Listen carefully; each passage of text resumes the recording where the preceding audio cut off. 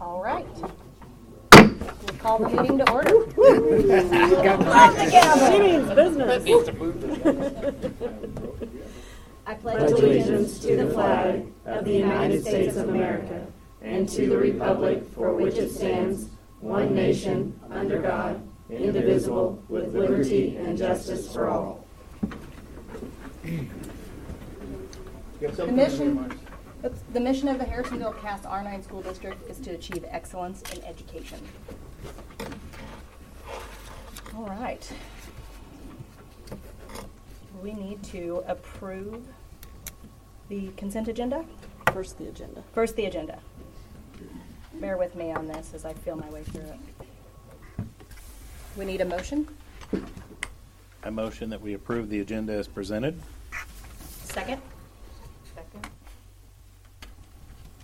All in favor? Aye. Okay. Oh, it's not mine, thank goodness.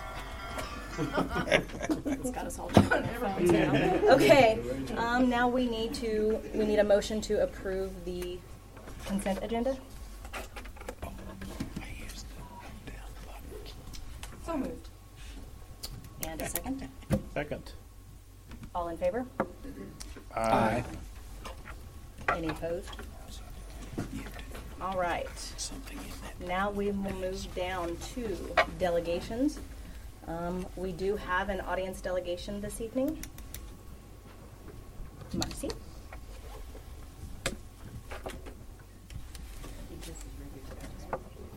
Looks like it. Green light on? Yeah.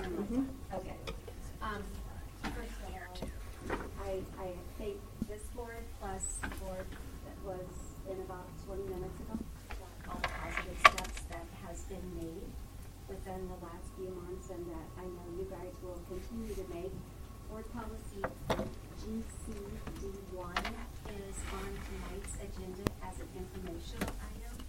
And I just wanted to say a few things so that over the month before it becomes an action item at the May meeting, that you can kind of think about that. And first of all, I know that presenting this or discussing this proposal or contacting MSBA for perhaps a legal opinion, I can see that reason. And I like the very first sentence that they had, that the proposed language does not pose a legal problem. I just was kind of, I didn't really know why that this is kind of given to them in the first place. But, there's been so many positive things. I think this will be another positive step. The proposal that has been given and that will be presented, that it's only going to kind of let the teachers know that they are a valued member of the school district. So to allow them apply for a job and then actually to offer them an interview for the position that's available within the district. The interviewing process, I was a little bit surprised as the wording that MSBA was giving here, because I always thought that one of the assistant superintendents were kind of in charge of the HR part. Really didn't know why it was being all kind of geared toward the superintendent as the one that was going to have to do all the interviewing. Kind of should start at the building administrator's level, like they discuss the positions. The building administrators will kind of know what the background of the teacher, the staff member is for that position, and then the building administrator can kind of take it from there and let the candidates know who needs to perhaps be interviewed at the next level. I guess that's kind of other than, thank you guys should give the district employees not only the opportunity to apply, which they can, that's not been a problem, but to let them interview at a building level and then move on from there.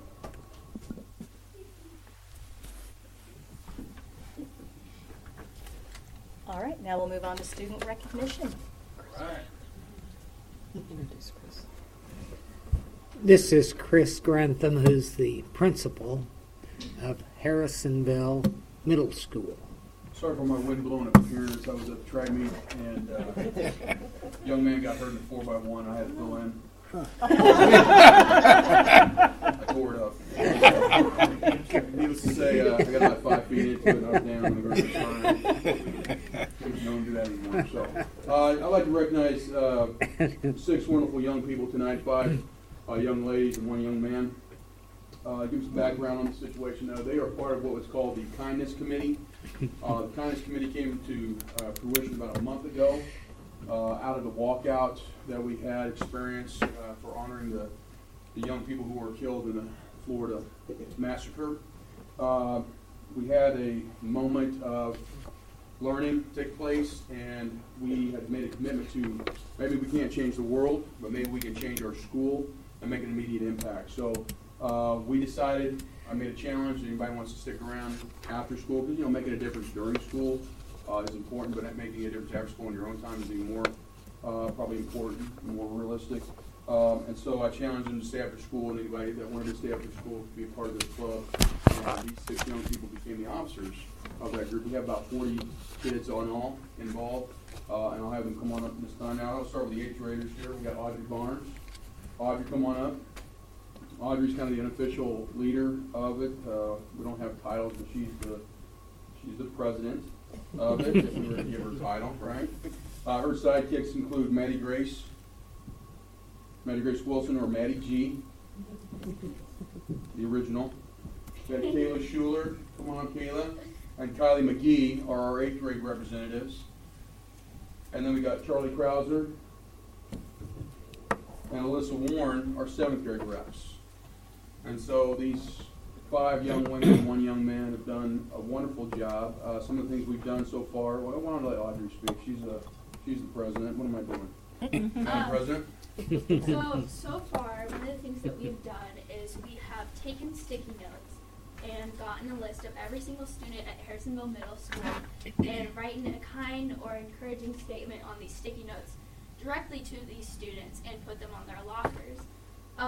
I talked to my friends who received these sticky notes. It really made an impact on their day because a lot of people go to school waking up to a bad morning, waking up to possibly like a fight with their parents, and often enough they just really need something to bring them up or a kind statement. So that was really a big thing as well. And just another thing that we like to focus on is making sure that if we see someone alone in school, going up to them and just being their friend or someone who's struggling. I've had a couple of teachers come up to me saying that a certain student of theirs is possibly going through a rough time and asking me to write them a note or just go talk to them. And I feel like it's really made our school a better place and a place that's more enjoyable. And not only a better place to learn, like educationally, but also like life lessons as well. So that's been really cool. Very good. Well, we don't have any sticky notes up here, but if I did, what you're doing is certainly worthy of one. Thank you very much. Some of the other things they're trying to do. Right now we're trying to handwrite a postcard to every 5th grader coming into 6th grade. We're going to send those out in the summertime. We're in the middle of that project. We also have some other things that we're working on, peer mediation, where these guys are going to be trained into actually solving problems between peers. I don't know if you know anything about middle school, but they will be at each other one day, totally best friends the next day, at each other the next day. It's a wonderful roller coaster ride for us adults, and we enjoy every bit of it. But the peers have a better response. We're also looking at 6th grade, 8th grade mentor groups and try to really partner up our kids that struggle with some 8th grade kids that may also struggle. And it's an amazing thing to see some of our 8th grade kids who struggle with some social things mentoring sixth grade kids, really they come out of their shell, and it's a wonderful experience. So, it's our sixth grade. We do have some sixth grade officers, but unfortunately, they're having a little trouble with the kindness part of the kindness committee. They're working on it. We're having a teachable moment with them. So we're having some strife there. We're trying to teach them, but these guys have done a wonderful job. The last time we had a meeting, they were late, way past the 3:45 meeting time. I think it was like 5:30 or 6. Wow. Trying to get things prepared. And if you know anything about student handwriting, we have had to go back and edit quite a few of our notes, but we don't want to let those kids know. So we wait till they leave, and then we so anyway, they go, and the kindness committee is open to anybody. Once there's kids that walk out, it's open to the entire school. We've had about 40 kids at each meeting. Yeah. Wow. So is this something you're hoping to carry over into high school? Yeah, I think it should, be everywhere. Very good. Awesome. Wow. Very good. I'm not quite sure how to expand the word. All You right. guys now, why don't you guys introduce who you brought? This is my dad. My mom's out of town, but he's pretty cool. His name is Brad Barnes. I brought my mom, Michelle Wilson, and my aunt, we call her Auntie Kai. They're pretty great, and they kind of encourage me to do better things and be kind. I brought my mom Karen and her friend Larry and my brother Michael. I brought my parents. Yeah, my dad's Rick and my mom's April. Mom and dad. Charlie? I brought my mom and dad, Scott and Haley, and I brought my older brother, Scott.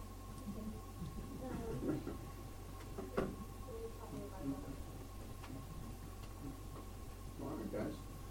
Got one more. One- One more. We need to teach you about kindness. Huh? We need to teach you about kindness, not leave anyone out. Well, she came with Charlie, so. Gotcha. Okay, good. Do you guys want to turn around so your parents can get a picture? Get all together. Look kind.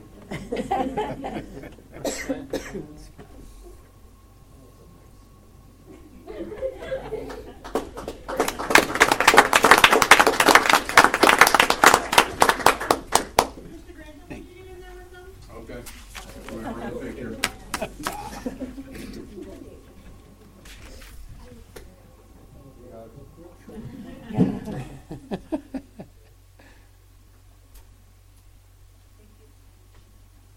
Thank you very much, Thank you. guys.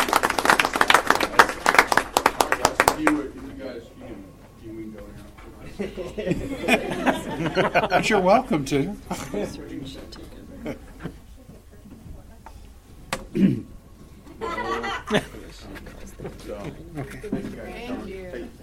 you so much. Good to see you. Always good to see you. Thank you. Chris, that's a good job. I like that. That's great. That little girl that's the spokesperson for him is Impressive. wow. Yeah, She is she's- impressive. Yeah.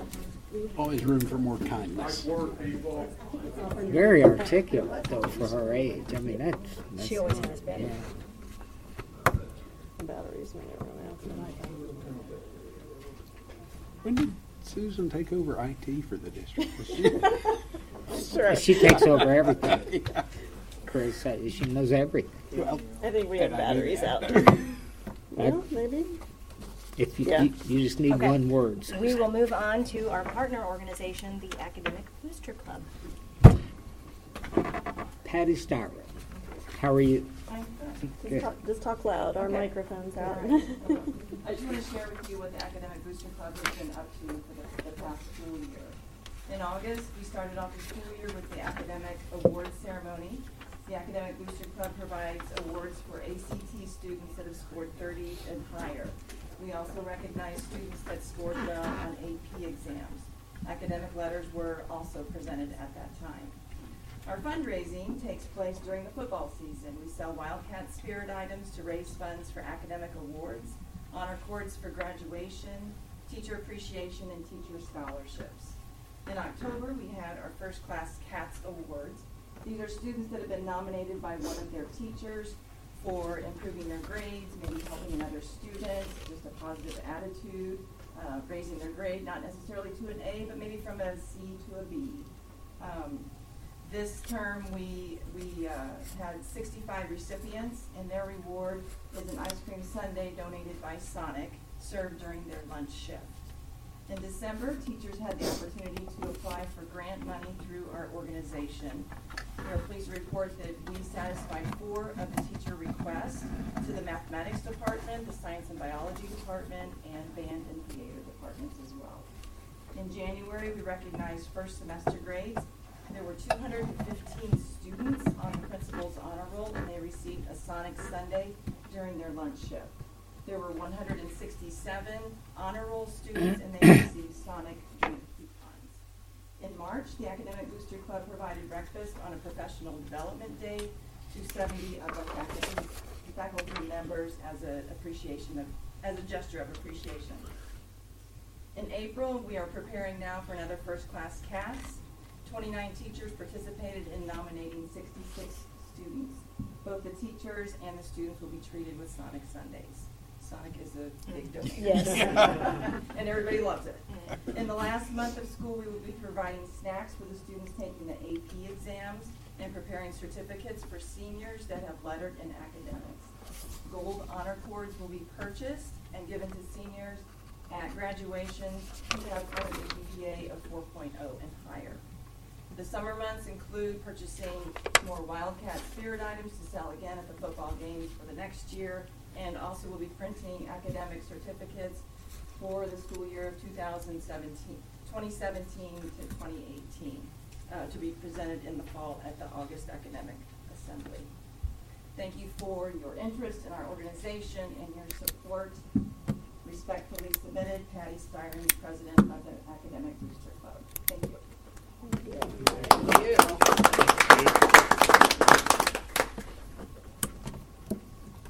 All right. Do we have an MSBA delegate report? Chris, do you have anything for tonight? I am not the MSBA I know you're delegate. not. And unfortunately, no. Okay. We do not. Do we really have any? Can I say something here? Absolutely. Please. I did notice in our school email that we got a critical alert about the House bill that's passed the House going to the Senate next about extending the term of the school board members to 4 years. And with that bill comes the suggestion, I guess you would call it a suggestion, to change the voting from the April election to the November election. So our critical alert said that there was some concern about having the election in November where we have a large partisan type election, and school board elections are not partisan. So that was one of the things that they mentioned in there. So if you haven't yet, when you check your school email, you'll see that and can get more information about it. And MSBA also urged everyone to contact their representative. Right, and my understanding is it's passed the House and it's ready to go to the Senate. So we did ask Mrs. Fouch about it at the Cass County Kids First, and she really didn't know anything about it. I talked to her about it actually before she went up, so I think it would be helpful to contact our state representatives, even though I think it's beyond state and now to Senate. Be Senator Emery. Yes, Senator Emery. Very good. Thank you. Thank you. Information about Teacher Appreciation Week. Teacher Appreciation Week will be celebrated May the 7th through the 11th, and the district is planning activities at the district level and within the buildings to show our support and appreciation for the people that do the real work. Absolutely. All right. The assessment and evaluation of district programs.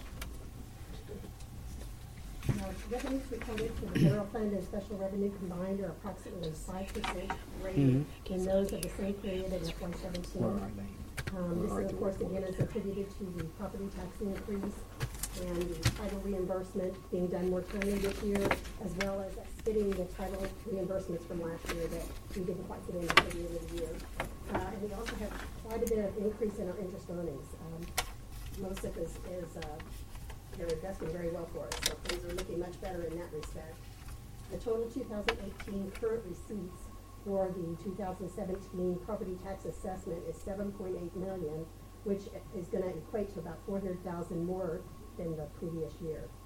And Bob and I went to a meeting, Cass County, Bob Houston had gotten the school districts together, and he gave us some preliminary numbers, and it looks like we're going to see about $5 more million in property tax assessed value, which is about $230,000. Now, of course, those are preliminary numbers and for next year, so. That's countywide, or No, that's ours. our district? Mhm. Nice, okay. Yes, it's very encouraging. Expenditures mirror those of the operating funds of FY17, less than 0.5% difference from this year to last year. Capital projects, again, are exceeding budget due to the roof repairs, which will be a budget amendment, and total cash and investments are $13.1 million. I know I've asked you this before, but I can't remember. Your report shows our expenditures received to date are 66.39% are expended, and revenues 84.82. When did you tell me that usually starts getting closer to 100%? Well, it'll be closer once we do those final payrolls. If you look at Fund 2, see, we're going to be running short because we didn't start making full payrolls until September of there. So, but Fund 1, you should be seeing, like right now it should be around 75%, but we're running below. So we're seeing a savings in Fund 1, and I think we're pretty timely on all those payments. So I think we're going to see a savings in Fund 1, and I'm projecting a savings in Fund 2 as well. But you're not able to see that as well because of the September start. Because of that, yeah. Yeah, and then we'll make those 3-month payrolls in June. The new contracts, and then it has to accumulate. Right. Okay, thanks. Good question. Becky is not here, but you have early childhood and preschool and parents as teachers reports on your computers. Okay. Any questions about any of that? All right, we will move on to Board Policy GCD1.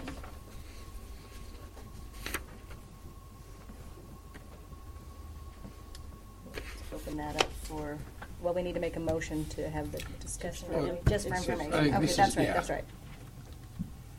So we can open that up for discussion. Bing, did you indicate you're not going to be here next month? No, I will be. Oh, okay. Never mind then.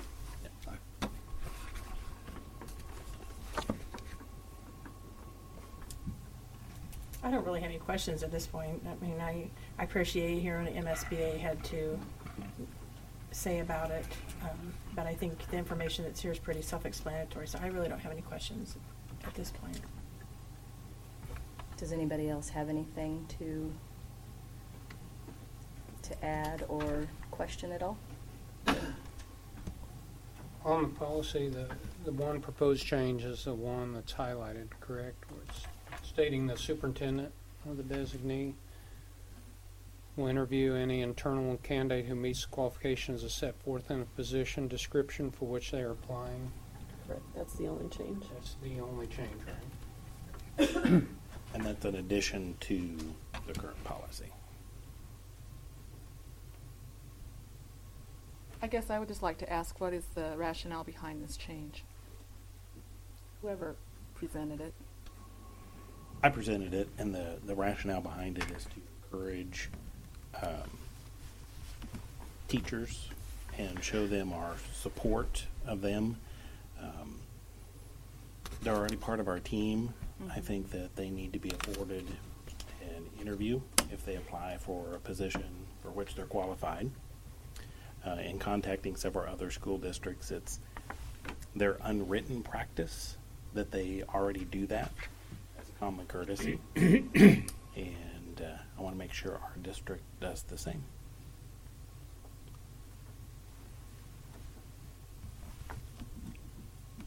My question to that, if it's an unwritten practice, why would you propose to make it a policy, to make it a written practice? Because if it's unwritten, you cannot do it.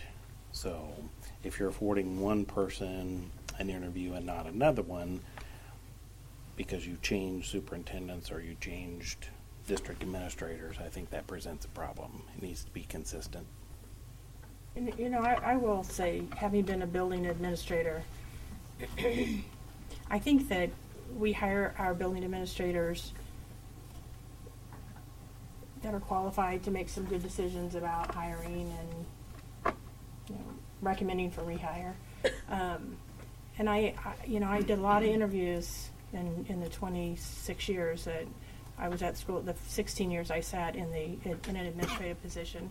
And I think that we need to give our administrators the respect and authority to figure out who the people are that meet not just the written qualifications, you have this degree and you have this certification, but who would be good fit in their building.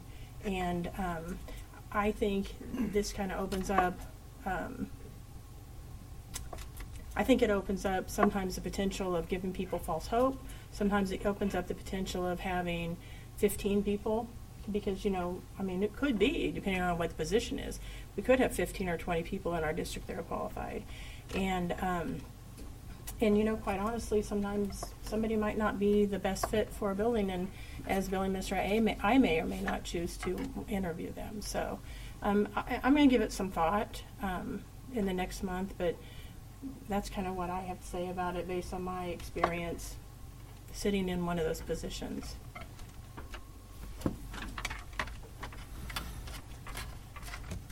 Any further discussion?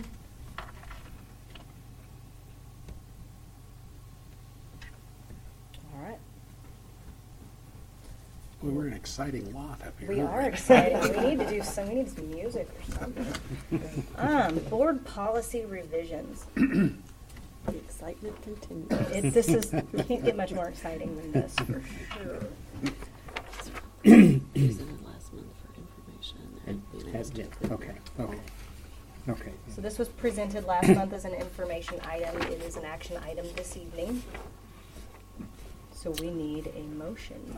I will move to approve board policies IGBD, IKF, JHD, and JHDF as presented. And a second. Second. I have a question. It really doesn't mean anything one way or another. It's not a pro con, but I'm just kind of curious. In IKF, it referenced that graduation requirements can be waived for foster care students. So what's that? What's the reason behind that? Does they move around a lot and lose credit, or? With the McKinney-Vento Act, kind of ties in the homeless, and the foster kind of falls into that also. You have School of Origin, and that comes into play, and that movement. So that's why you can waive it if they're in foster care, because they might get moved or they might stay in the School of Origin for 1 year, and it's what you're saying. I mean, what you're implying is because of that flexibility. So that way you can waive it and make those changes. I was just curious about that. I had a question. Oh, was that all for you, Gina? No, that was it. I'm okay. Sorry. I had a question about JHD, where it talks about the counselors and their not requirements, I guess, but what's expected, some of the things that they are supposed to do, like under academic development, career development, all that sort of thing. I was wondering if there's any way to put something in there about college-related information available. I don't see anything about referring them to helping them find colleges or whatever on that track. Well, I did see, and if you look at I think it's page 2, I think the first paragraph on there does state school counselors will work with students prior to the 9th grade year to identify college and career goals. Right. And create a plan of study that includes courses, experience. I won't read the whole thing, Right. but it's a run-on sentence actually. But is that not addressing your? Well, it's talking about college goals, but not specific places. I guess I would like, I don't know how involved counselors get when the students are, and of course in ninth grade you don't know what college you want to go to, but some kids do. They are on a path and they know where they want to go, or they think they want to go.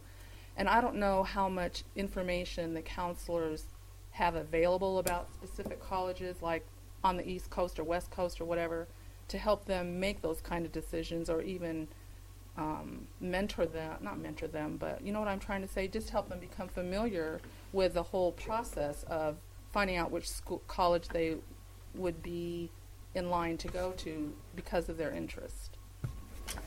Nancy, Does that make sense? the policy under guidance curriculum is guiding the curriculum. This is not the curriculum. That would be part of the guidance curriculum. Those specific details are not included in this policy. The policy states, promote students' academic career and personal social development. The board will provide resources and support activities for implementation of the guidance curriculum. The guidance curriculum will be systematically reviewed and revised. Modifications to the guidance curriculum will be based on student data. So that would be my understanding. Is that fair? That is happening, but that's kind of like there's not a policy to teach Algebra 1. Our policy is to have math and get to this level. The specific curriculum does address your concern. For all that is somewhere. And that's part of it's not the Missouri Comprehensive School and Guidance, what's it called now? Changed its acronym. Well, how much new position we hired too. Yep. And this year, we speak to that. This year we have a counselor at the high school that's their specific role. It's not, they're not an employee. It's a advisory position that we get for 2 years. And so this year we've stepped up the game a little bit with that. Thank you. That's what I was zoning in on. Thank you very much. Hopefully when she leaves, our counselors will be able to use what she is implementing. Wonderful. Wonderful. I also had a question about JHDF, which is regarding suicide. In the policy, it mentions at the beginning that we can use the one from DESE, I think, or we can create our own or whatever. So when we adopt this specific policy from MSBA, it's just saying that we're going to adopt a policy. It's not saying what the policy is. Correct. But MSBA is creating a policy. They have a policy out there in regards to this. I went to a training last week that is written based off of the DESE language. It's not exactly the DESE language, but both MSBA and the other policy writing company have taken those and made slight adjustments to that. So I'm sure at some point, I believe we already have that adopted. I believe that policy is already adopted. I'm not 100% sure, but I just know it said in here we have to have it adopted by July 1st. 1. Yep. So that will be right around the corner. All right, very good. Any other questions? Any more discussion? All right. So we've had a motion and a second. All in favor? Aye. Any opposed? All right. Curriculum writing pay change. We're bringing to you an action item tonight to approve changing the amount that we pay per hour for curriculum. Currently, we pay teachers $10 an hour to write curriculum, max of $60 a day. After talking to teachers in our district and doing a study of surrounding districts, we felt that we needed to move that to $20 an hour. That'd be the same that they're getting paid for summer school. It just I hate to say it was the right thing to do, but in my opinion, it's the right thing to do. All right, we need a motion. I'll make the motion to approve changing the curriculum writing pay to $20 an hour with a maximum of $120 a day for the summer of 2018. And a second? Second. All right. Can I ask one question? How many teachers will be doing this? It'll vary every year. Like currently, I know there's going to be 8 middle school science teachers. Mr. Wiggers and I are planning on the EOC tested grades and the change to the physical science at the high school, since that's moving to 9th grade, to work on that. So there's a set number of dollars we have. Right. But so we'll figure out how the most so we can get in there to get So utilized. every year it won't be the same curriculum necessarily. No, it will not be. There'll be fluctuating amount of teachers. And like the year after that, I know the K-5 writing pilot will be going on, so that group will meet. Any other questions? We won't, it probably says this in here, and I apologize if it does. So this will take effect this summer, but we won't need to adjust the 2017-18 budget, right? Because, okay. We'll just be able to write less curriculum, if that makes sense too. Yeah, it does, and I understand how we're doing that. I was just.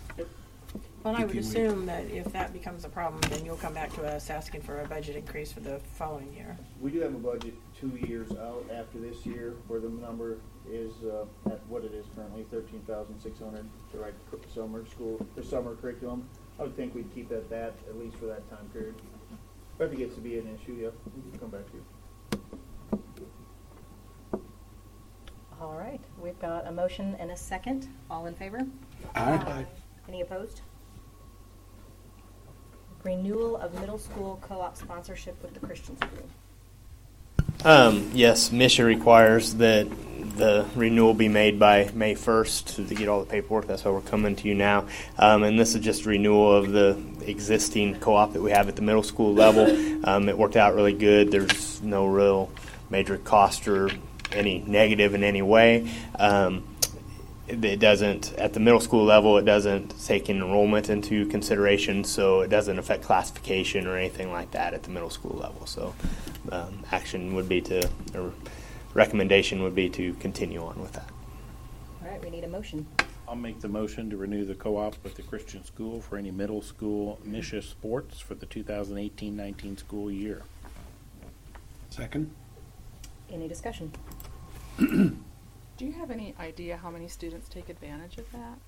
Less than 10, I would say, probably. Not very many. All right, we've got a motion and a second. All in favor? Aye. Any opposed? Okay, middle school co-op sponsorship with East Lynn. Same system, except for we have not done this with East Lynn, but I think at some point there was an understanding that they couldn't do that, and as we researched some more, we found that there was no reason why we couldn't, and they knew we were doing it with the Christian school.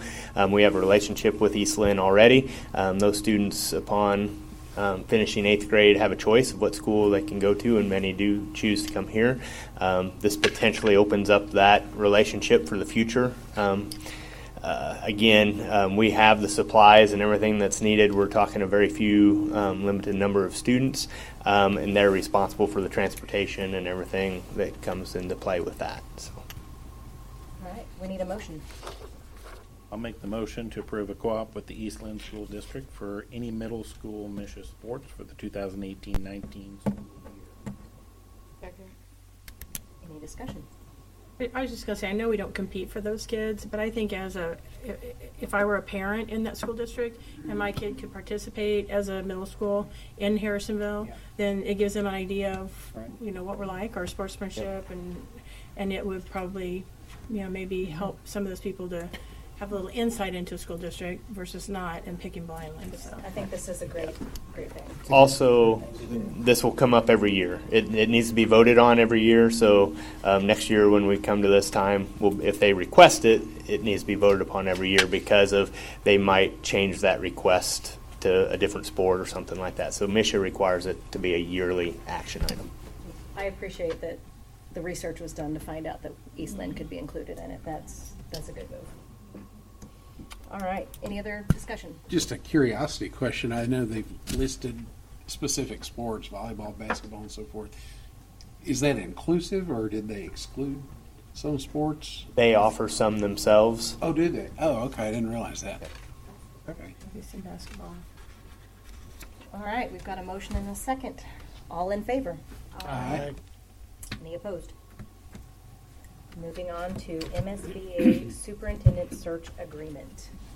Dr. Paul James is here from MSBA, and we'll talk about the prospect of the superintendent search moving on. We had discussions among ourselves. It is late in the year, and but with indications that we've had, we thought it would be in our best interest, in your best interest, to move this along. And in other words, cast your net, and you can always hold off whatever. But I think the indications are that the climate's still pretty good, and the time frame may not be our enemy. So Dr. James is here, my longtime neighboring superintendent. I taught him most everything he knows. I know nothing.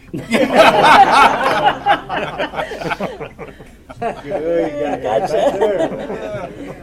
He's always. At some point, I'm going to sit down and he'll still get to speak. I am Paul James. I'm one of the consultants of the Superintendent Search Program for the Missouri School Board Association. In 2002, when I retired as Superintendent of Florida State Schools, along with John Boyce, who had retired after 28 years at Warsaw, and Bob Watkins, who retired after a century at Independence, formed a group called the Midwest Superintendent Search Consultants. In 2005, the Missouri School Board Association approached us about working exclusively for them and conducting all their searches. And since that time, we've been consultants to the School Board Association. During that time, I suspect we have conducted between 250 and 300 searches, probably.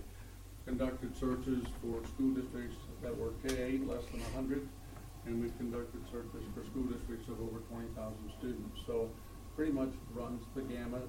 This year we've done 18 to 20 searches in districts from 200 to about 7,000, I think, this year. So we've been doing this a long time. When we started working for MSBA, we felt the need to expand our team to cover the state better geographically. And we currently have a consultant in the St. Louis area, Dr. Ben Underwood, who retired from Webster Groves. And in Cape Girardeau, Dr. Jerry Waddle's been with us for 13 years, actually. He was superintendent at Dexter and then later a professor at Southeast Missouri State University. I think we blanket the state very well, and we have a lot of contacts where we can gather a lot of information about candidates, which I think is really the bottom line on what we can do for you as it relates to helping you select the best candidates for this position. In addition to that, I want you to know that we are members of the National Superintendent Searchers, and in our relationship with MSBA, we have consultants in 46 states of the 50 states. We do not have a consultant in Hawaii, however. If there is a candidate from there, I'm going to go over there and personally interview that particular candidate. We'll go with you. But at any rate, I say that just to let you know that we cast the net out pretty wide. It's a turnkey service, really. We list the vacancy with over 900 schools and universities. We send an announcement to every school in the state of Missouri. And then we accept applications online through the School Board Association. Your contract, in the event you decide to approve this, would be with the School Board Association. We work for them. And the applicants apply online, and then we receive the applications, and we conduct an extensive background searches on their career and their qualifications for the position. And as I said, I think that's really where the bottom line is on this. It's very difficult for boards of education to get real information about candidates, and we will be able to do that. If you get 20 applications, 19 of them will look good. There'll be one dummy that'll misspell Harrisonville, but the rest of them will look really good. People know how to do paper. And it isn't always accurate, unfortunately, and their career may look as though it's made a nice progression, but when we dig deeper, we find out maybe that even though they got what appeared to be a promotion, they were actually non-renewed a couple of times. And we want to make sure that there are no surprises for the board. Our job is to make sure that you know about every one of these candidates. We do bring all the candidates to you. We do not come in and say you had 20 applications, here's the 5 you ought to talk to. We will bring all 20 applications to you, and we will review each individual candidate with you and give you some thoughts about why they are or are not qualified for this particular position, and facilitate a discussion with you to assist in developing a short list of candidates. We'll work with you to structure the interview so that you have a broad interview and don't spend your 90 minutes talking to a candidate about school finance and realize, well, we didn't really get to know what they know about working with staff or academic performance issues, community engagement, things of that nature. We actually even provide some sample questions in some of those areas. Not to use any of them. We're not here to push questions on you, only to stimulate your thinking and prepare you for the interview. We'll talk about things also that you cannot ask during the interview process. And then we'll set the interviews up with the candidates you've chosen at a time and place of your choosing. We will then notify the candidates you've eliminated and work with you through after the interview process and selection, if you make one, through the negotiation of the contract and announcement to your community. As Dr. Watkins said, it's late, but we do believe that we just completed a search for a district of 6,000 students in Southwest Missouri has a strong field. I've been contacted by 3 candidates already, just in anticipation. It's the superintendent's a network. They just communicate. There's only one person in the community that does the job. So your people that you know that do the job are in other communities, and they know this job's available. They know this is a very good job. It's a district of over 2,000 kids. It's a wonderful community. Had the privilege of serving here in an interim with Bob a few years ago. A lot of great people here. It's a great staff. And we believe that we can bring you some attractive candidates. However, I want to say this. If you review the candidates and you come to the conclusion that there's not among them someone that's ready to be successful in this position, then we would assist you with identifying some people to perform an interim basis for next year, and then come back and do the search in the fall. And we won't charge you additionally for that, other than just mileage to drive down expenses, things of that nature. So that's kind of our thought on it. We think that it's not too late, given some of the contacts we've had, but that ultimately is a decision to be made by the Board of Education, and we would respect that and work with you to identify some quality folks. If they aren't there, we'll develop Plan B. So that's kind of our thought. You have the written proposal in much greater detail as part of your agenda, I think, and I'll be happy to answer any questions that you might have. Let's throw out a motion first. Can I ask a question before we do the motion? Or do we have to do The it? Roberts rules say you do the motion second, ask away. So I'll move to approve the MSBA superintendent search agreement as presented. Second. Go ahead. Hey, you got the floor? In your search, so you identify 20 candidates, it's narrowed down to 4 or 5. You do that interview. Does your company, or do you go to that previous school or community and actually interview any of the folks there as well? We will interview people in that community prior to bringing the candidates to you. Sometimes boards want to send a member or two to a community at the end of the interview process. You kind of all agreed that it's candidate B. And some boards will send 1 or 2 or 6, for that matter, to that individual's community to visit with some people prior to final negotiation of the contract. Others don't. There are pros and cons to that. We don't take a position on it. Certainly it should be at the pleasure of the board. The upside is that kind of appears that you've done due diligence and made one more effort to make sure that we've got this right. The downside is that you probably need to work with successful candidates to identify who some of those people are going to be in the community that you're going to talk to. Otherwise, I mean, you don't know really whether you're talking to the village idiot or the most stable person in town, so to speak. I mean, that's a little crap, but anyway, so when you do that, then you know, if you select me, I'm going to make sure you talk to somebody like me. So you know, that's it. But you know, we see that both ways, and there's certainly nothing wrong with that. And it's an excellent question, by the way. We get it a lot, and I'd say probably 10% of the people we work with do it. The other 90 do not, but we don't. I've never had anybody do it and say, I wish we hadn't. Would you say about 10% do or 90% do? I'd say about 10%. Most do. don't. Okay. It's usually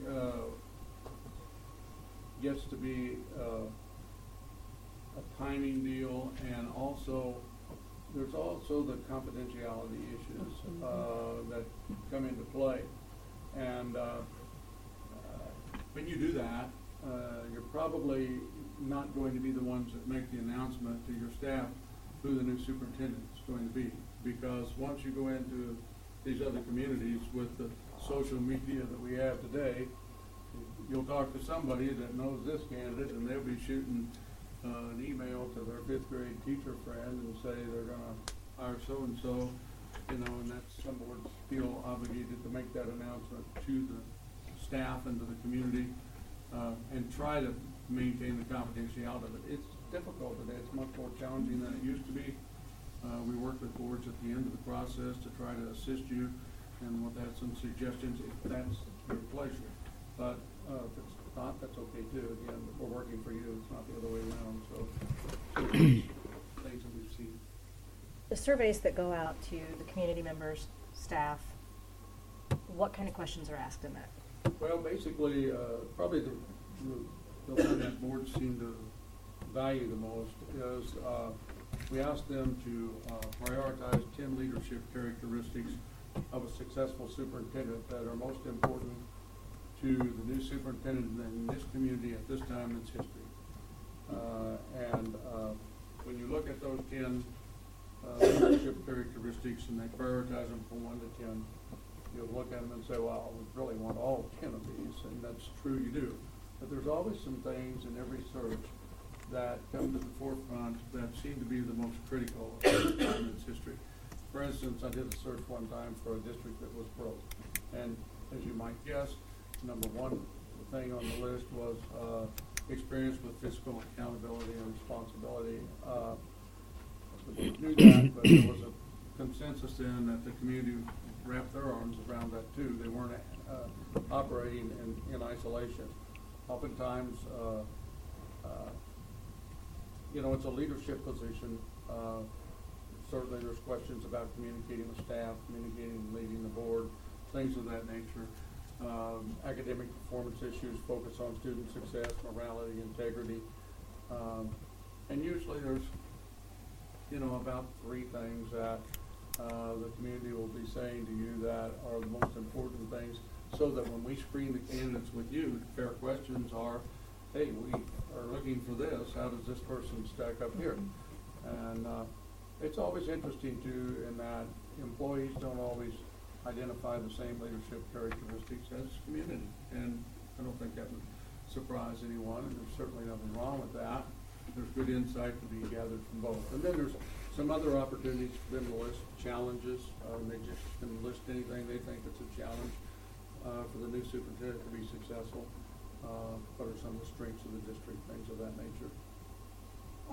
When you do that survey, when your group does that survey, how do they select the people that are in receipt of that survey? How do you get to do the survey? What we like to do is we do it online over your district website, and we work with Jill and your technology person to get it set up. We usually leave it up about 7 days and send out an email or however communication works.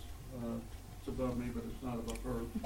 And she would invite all of your staff people to participate, all of your community to participate. I mean, you could easily get 500 responses, and they identify themselves as a patron or an employee. And so it is inclusive and gives everybody an opportunity to participate in the process and say to you, this is what you ought to be doing. By the way, we recommend a closed search, and that's keeping the names of the candidates confidential, going through the process in a confidential nature where the board is the one that meets the candidates. And the biggest reason for that today is that if this is, you'll lose people, because all of these people know there's only going to be one person selected, and they're in pretty political positions. And anymore, if they announce the final three, let's say, two of them are going to be, well, they're not going to be winners, so they must be losers in America. And if they're losers, what are we doing with them in our community? We need to get rid of them, or if they don't like it here, we need to help them get on down the road. So Bob can speak to this. He did a search one time for Columbia. It's one of the few communities that we've had that chose not to run a closed search, and they had good reasons for it. Most of it really just won the journalism schools. I guess.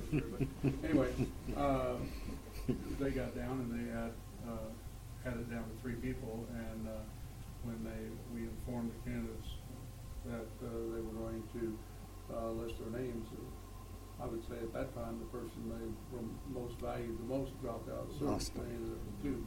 So, you can do it. Again, we work for you. We're just telling you what we've seen, what has worked in the past. But those are decisions. You guys get paid big money to do this, so you get to make the call. For the benefit of Doug and Doug, I guess I'm the only one left on the board who was on the board when we engaged MSBA previously hiring a superintendent. I've hired hundreds of people in my life with large corporation, with a huge HR organization. These guys, that company couldn't hold a candle to the quality of candidates that these guys brought to us. And when it came down to making the final decision, a couple of things happened that I wasn't expecting. Number one, I understood what the community and the teachers and the employees thought, and it was different than what I thought about what we really need. There were a lot of similarities, but there were some differences I hadn't even considered, which was extremely helpful. The other, I guess the most salient thing that I got out of it was the folks they brought to us were we struggled with the last 3. And in the end, we made a unanimous decision, but I think we could have made a unanimous decision with any of those 3. Just one was the best fit. And so I'm not part of your sales team, but have some experience with it. Yeah, right. Any other questions? Any other questions or discussion? I guess my only other question would be, as part of your background and your check, if as candidates apply, you're probably, I'm going to assume you're doing like some criminal history checks, and We do not do that. You do not. It's not a part of this service.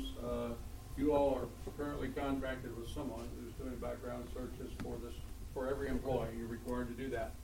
And in the event and so you will have to do one on whoever you retain, but in the event you want a deeper background search on this person because of their position, it's probably in your best interest to use that same group, because you'll get a better rate doing that than going out and hiring one group to do it.